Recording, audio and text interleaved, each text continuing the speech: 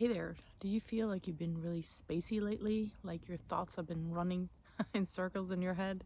Like it's moving so quickly in your mental space that you're having a hard time catching up. Maybe it's even causing you anxiety, stress, and it feels like it's all internal, right? Your minds are just is just going crazy.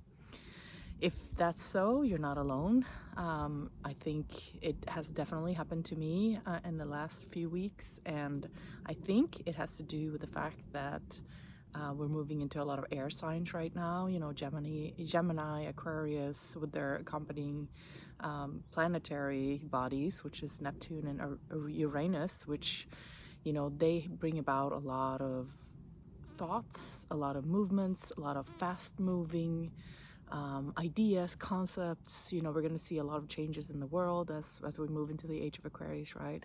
But what happens in your mental space is quite interesting, and that's what we're going to talk about today.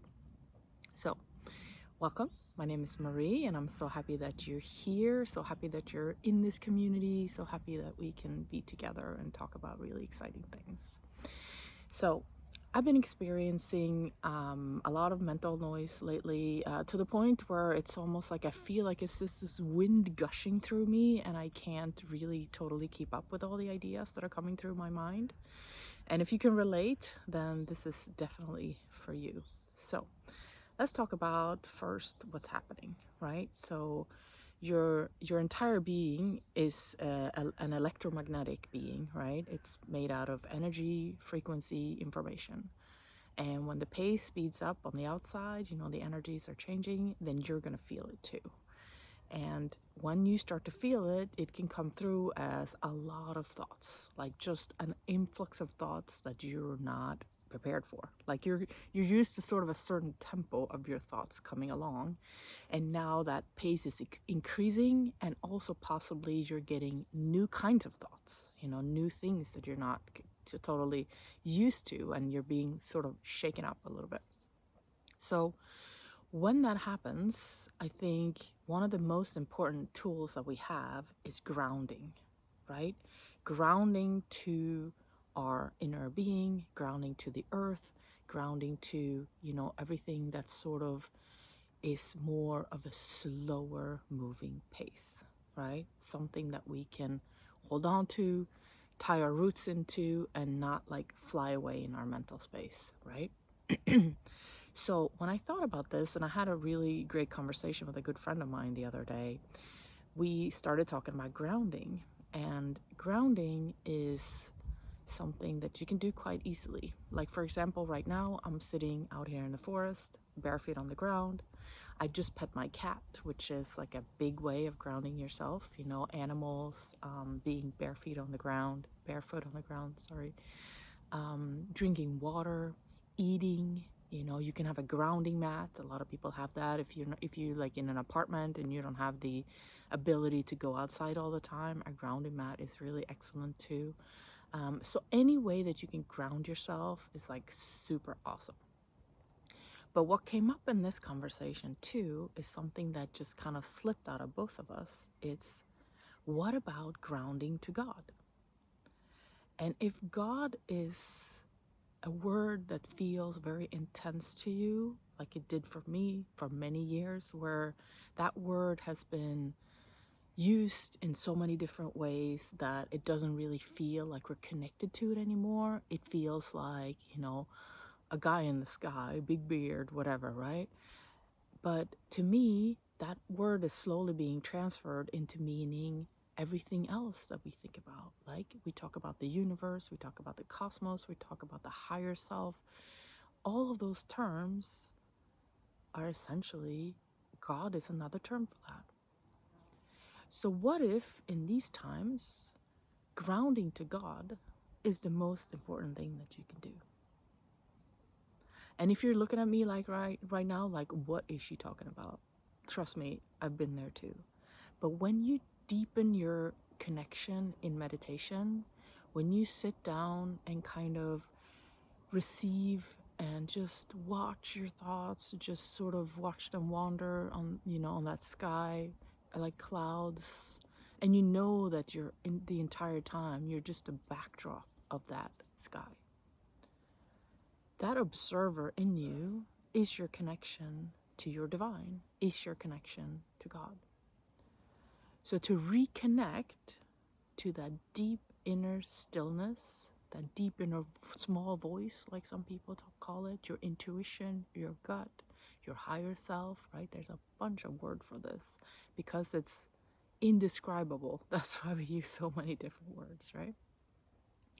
But when you start to create that connection on a daily basis through breathing exercises, through praying into your water, like we've talked about a lot, in this on this channel, through the high vibrational food that you're eating, through taking a walk in forest, through a really great meditation practice that you try to keep up as often as possible. Maybe you're not able to every single day, but you don't beat yourself up for any of this, right? That's very important. You don't want to beat yourself up for any of it. So it's not like you're going to create a 3-hour morning routine right now. No, you're going to do the things that help you feel grounded into you, into the depth of you, into who you are behind all of those fast moving thoughts, essentially. And that's what I talk about when I'm talking about grounding to God, grounding to your divinity, grounding to the essence of you, and letting all of that out up here play out.